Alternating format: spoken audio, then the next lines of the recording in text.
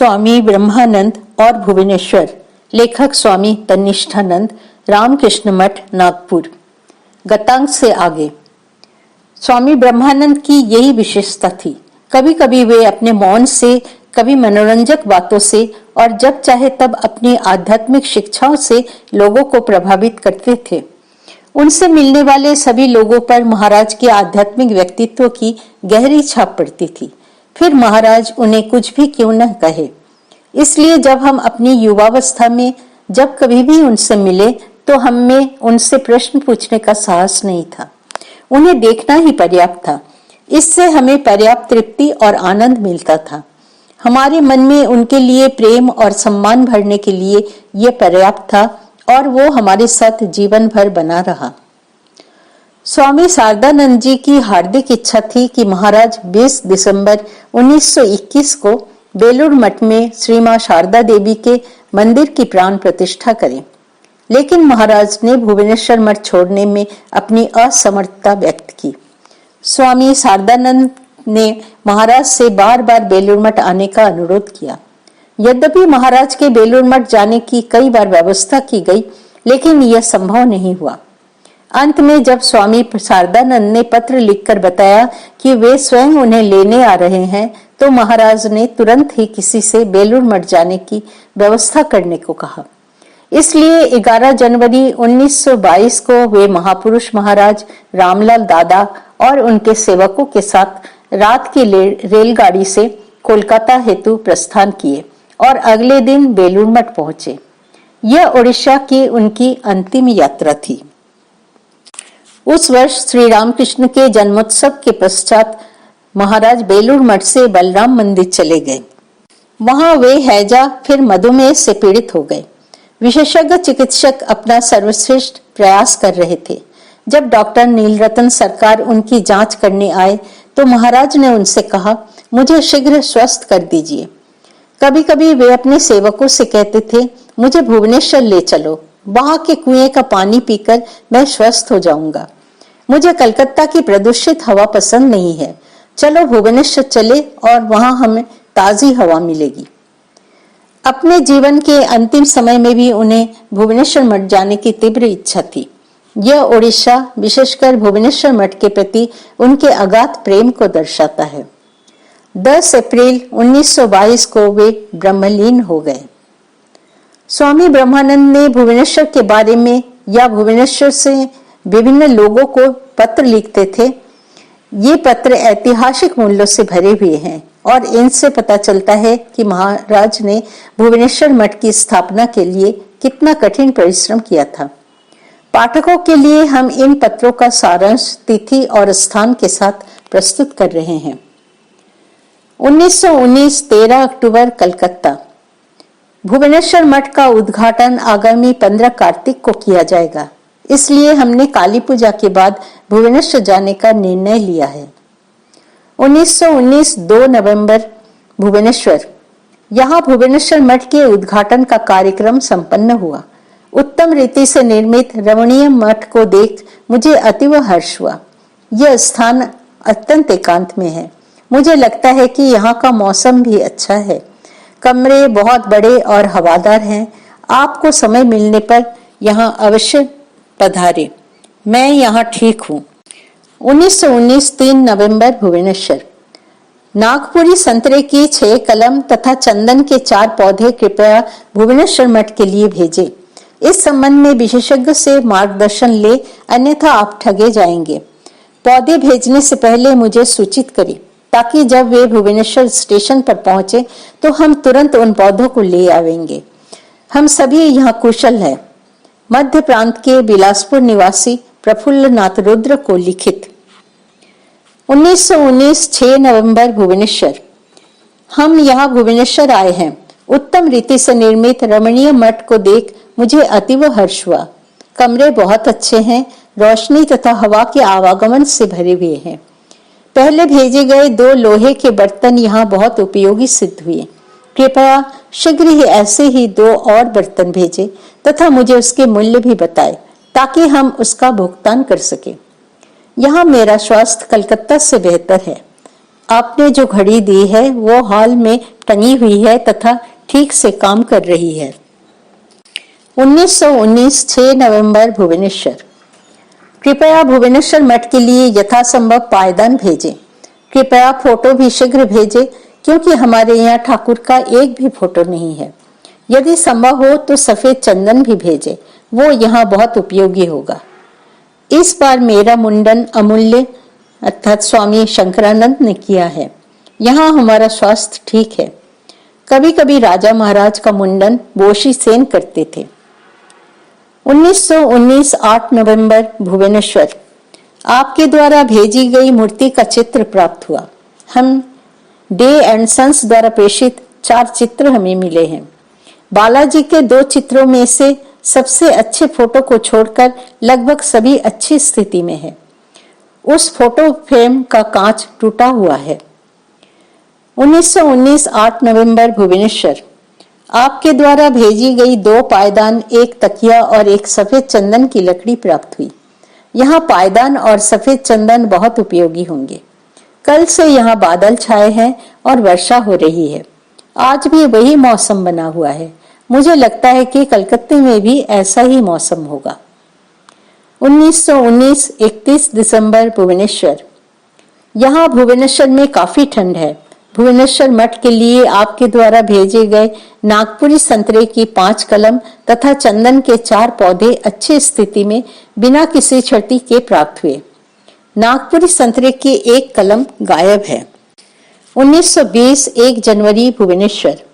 सब्जियों की टोकरी बिना किसी हानि की अच्छी स्थिति में प्राप्त हुई। आपने सभी चुनी हुई अच्छी चीजें भेजी हैं। सभी को वे पसंद आई और सभी आपकी प्रशंसा कर रहे हैं। 1920 3 जनवरी भुवनेश्वर। यहाँ भुवनेश्वर में मौसम बहुत अच्छा है। मुझे लगता है कि मैं यहाँ कलकत्ता से बेहतर हूँ। हम सभी यहाँ ठीक हैं। 1920 18 जनवरी भुवनेश्वर। मैं यहाँ भुवनेश्वर में बेहतर महसूस कर रहा था। कुछ दिन पहले मेरा पेट खराब था पर अब मैं ठीक हूँ। 4 दीवारी का काम चल रहा है और 10-15 दिन में वो पूरा हो जाएगा। यहाँ सब कुछ कुशल मंगल है। 1920 19 जनवरी भुवनेश्वर। आज सुबह राम बाबू कलकत्ता से यहाँ पहुंचे। वे बहुत दुर्बल हो गए हैं और उनका स्वास्थ्य ठीक नहीं है। भगवान की कृपा से वे शीघ्र ही स्वस्थ हो जाएंगे। आज मैंने एक 8 साल के विचित्र व्यक्ति को देखा। उसके पेट से एक पैर बाहर निकला हुआ है। उसमें एक और अनोखी बात है।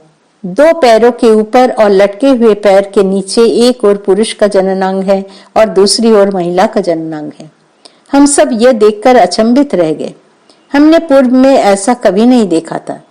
यदि तुम्हारी माँ मौसम परिवर्तन के लिए यहाँ आती है तो उन्हें स्वास्थ्य लाभ हो सकता है। 1920 23 जनवरी भुवनेश्वर। मेरे प्रिय अमूल्य, आज हमें तुम्हारे भेजे गए रामनगर बैगन, आंवला और गुलदाउदी के पौधे अच्छी स्थिति में प्राप्त हुए हैं।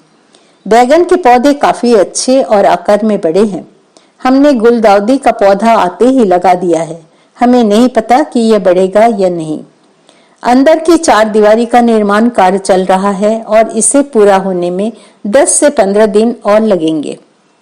तुम अपने स्वास्थ्य का विशेष ध्यान रखो। मैं यहाँ ठीक ही हूँ। पिछले 2 दिनों से यहाँ बादल छाए हुए हैं और कभी कभी थोड़ा थोड़ा बूंदाबांदी हो जाती है। वाराणसी में रह रहे स्वामी शंकरानंद को लिखित। 1920 27 जनवरी भुवनेश्वर। मठ में पिछले कुछ दिनों से अंदर की 4 दीवारी का निर्माण कार्य चल रहा है। वो आवश्यक था क्योंकि बहुत निकट के क्षेत्र से बाघ की दहाड़ नियमित रूप से सुनाई देती है। रात में सभी लोग बाहर निकलने से भी डरते हैं। इसलिए भीतरी दीवार का काम युद्ध स्तर पर आरंभ किया गया था। पिछले कुछ दिनों से मुझे सर्दी लग रही है। पहले बुखार के कारण सिर में दर्द होता था, अब मैं बेहतर हूँ। 1920 5 फरवरी शशि निकेतन पुरी। पिछले 5 दिनों से मैं पुरी में हूँ। कल मैं भुवनेश्वर वापस जाना चाहता हूँ। 1920 28 फरवरी भुवनेश्वर। भीतरी 4 दीवारी का निर्माण कार्य पूरा हो गया है, लेकिन रंग देने का काम अभी भी चल रहा है। रसोई घर की यहाँ बहुत आवश्यकता है, इसलिए मैं शीघ्र ही रसोई घर का निर्माण आरंभ करना चाहता हूँ। मेरा स्वास्थ्य ठीक है। 1920 9 मार्च, बेलूर मठ। अगले शुक्रवार तक मैं यहाँ व्यस्त रहूंगा। यहाँ का काम समाप्त होते ही मैं कलकत्ता जाऊंगा। मैं वहां तुमसे मिलना चाहता हूँ। उसके बाद मैं पुनः भुवनेश्वर लौटूंगा। 1920 3 अप्रैल, भुवनेश्वर। मैं कुछ दिन पहले कलकत्ता से लौटा हूँ। मैं कुछ दिनों के लिए किसी काम से वहां गया था। चूंकि मेरा स्वास्थ्य ठीक नहीं था, इसलिए मैं शीघ्र ही वापस आ गया। यहाँ आने के बाद अब मुझे अच्छा लग रहा है। 1920 16 अप्रैल, भुवनेश्वर। भुवनेश्वर मठ की बाहरी चारदीवारी का निर्माण कार्य अब आरंभ हो गया है। 1920 22 जून, भुवनेश्वर। मेरे प्रिय अमूल्य, कल तुम्हारा पत्र मिला। कुछ दिन पहले मेरा पेट खराब था, लेकिन विशेष परहेज के कारण अब ठीक है। पिछले 4 दिनों से यहाँ भारी बारिश हो रही थी। आज यहाँ धूप खिली हुई है। अब यहाँ मौसम थोड़ा ठंडा है। सौरभ जी मोदी की व्यवस्था के अनुसार पादरी अम्बे हेमंत की दवाई से हरि महाराज अब ठीक है। यह अच्छा होगा यदि वे इस दवा को लेने से पूरी तरह से स्वस्थ हो जाए। मुझे नियमित रूप से श्री मां शारदा देवी का कुशल मंगल समाचार मिलता रहता है। अच्छे डॉक्टर और वैद्य के उपचार से भी कोई लाभ नहीं हुआ है। यह सूचना पाकर मुझे उनकी चिंता हो रही है। इसलिए मैं उल्टा रथ के बाद कुछ दिनों के लिए उनसे मिलने वहां जाने की सोच रहा हूँ। मुझे ये सुनकर खुशी हुई कि तुम ठीक हो। इस वर्ष आम के अच्छे फल थे, लेकिन तूफान से कुछ क्षति हुई है। उत्तरी और पश्चिमी भाग को छोड़कर चारदीवारी का निर्माण कार्य लगभग पूरा हो गया है। मंदिर का काम अभी आरंभ होना शेष है। हम अभी भी मंदिर के काम के लिए पत्थरों की व्यवस्था कर रहे हैं। दवा खाने की छत पर टाइल लगाने का काम पूरा हो गया है। अब बचा काम किया जाएगा। 1920 31 अगस्त, भुवनेश्वर। आजकल मेरा स्वास्थ्य ठीक नहीं है। अन्य मौसमों की तुलना में वर्षा का मौसम यहाँ इतना अच्छा नहीं होता। चारों ओर लोग बीमार हैं। मठ का एक लड़का पिछले 10-12 दिनों से बुखार से पीड़ित है। उसका स्वास्थ्य दिन प्रतिदिन बिगड़ता जा रहा है। हम उसके कारण परेशान हैं। मुझे आशा है कि ठाकुर की कृपा से वो ठीक हो जाएगा। 1920 8 सितंबर, भुवनेश्वर। मुझे आपके द्वारा डाक से भेजा गया सुपारी का एक पैकेट पाकर प्रसन्नता हुई। मैं भुवनेश्वर में इसलिए आया हूँ क्योंकि यहाँ एक नया मठ स्थापित किया जा रहा है। 1920 20 सितंबर, भुवनेश्वर। मेरे प्रिय अमूल्य, मैं हरि महाराज के स्वास्थ्य के बारे में चिंतित था, लेकिन काली बाबू के पत्र से मुझे थोड़ी राहत मिली। जब तक उनका घाव पूरी तरह से सूख नहीं जाता, तब तक सेप्टिक होने की संभावना है। जूता पहनने से मेरे दाहिने पैर में घाव हो गया है। बाद में घाव में सेप्टिक हो गए तथा वो पैर सूज गया। बोरिक कंपाउंड लगाने से घाव ठीक हो गया, लेकिन टखने के जोड़ के पास सूजन है और दर्द हो रहा है। पिछले कुछ दिनों से मुझे चलना भी बंद करना पड़ रहा है।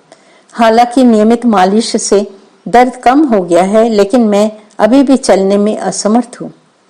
मुझे आशा है कि मैं कुछ दिनों में ठीक हो जाऊंगा। इस वर्ष यहाँ बारिश रुकने का नाम ही नहीं ले रही है, इसलिए यहाँ का मौसम और पानी बहुत अच्छा नहीं है। अन्यथा यहाँ सब ठीक है। टावर का काम चल रहा है। 1920 16 अक्टूबर, भुवनेश्वर। मेरे प्रिय अमूल्य, आजकल मैं ठीक हूँ, लेकिन यहाँ का मौसम बहुत अच्छा नहीं है। यहाँ निर्माण कार्य सुचारू रूप से चल रहा है। यह सुनकर खुशी हुई कि हरि महाराज का स्वास्थ्य दिन प्रतिदिन बेहतर हो रहा है। उन्हें मेरा नमस्कार और स्नेह कहना।